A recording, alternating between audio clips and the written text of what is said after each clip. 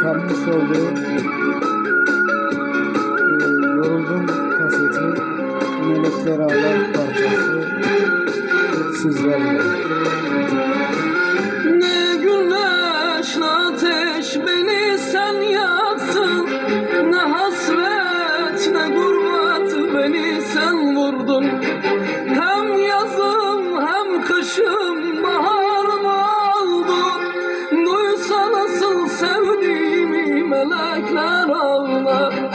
Hem yazım hem kışım baharım oldu, duysa nasıl sevdiğimi melekler ağlar.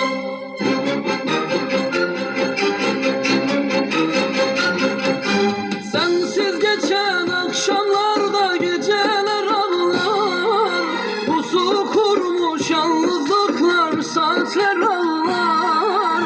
Bilsen nasıl özlemişim gök kubbalar, duysa nasıl sevdiğimi melekler ağlar.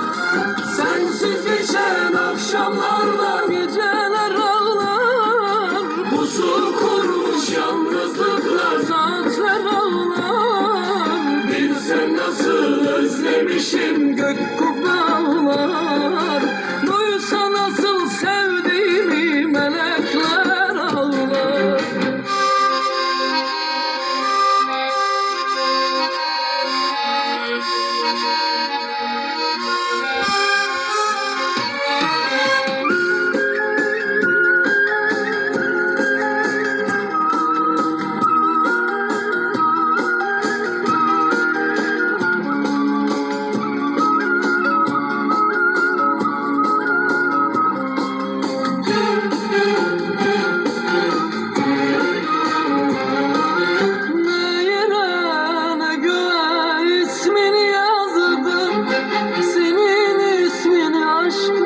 Kalbime yazdım. Sen günüm, sen gece, sabahım oldu. Duysa nasıl sevdiğimi melekler ağlar.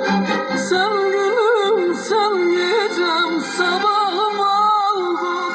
Duysa nasıl sevdiğimi melekler ağlar.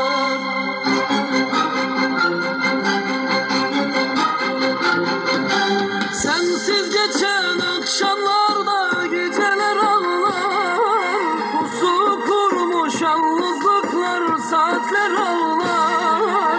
Bilsen nasıl özlemişim gök kubbalar, duysa nasıl sevdiğimi melekler ağlar. Sensiz geçen akşamlarda geceler ağlar, pusu kurmuş yalnızlıklar saatler ağlar. Bilsen nasıl özlemişim gök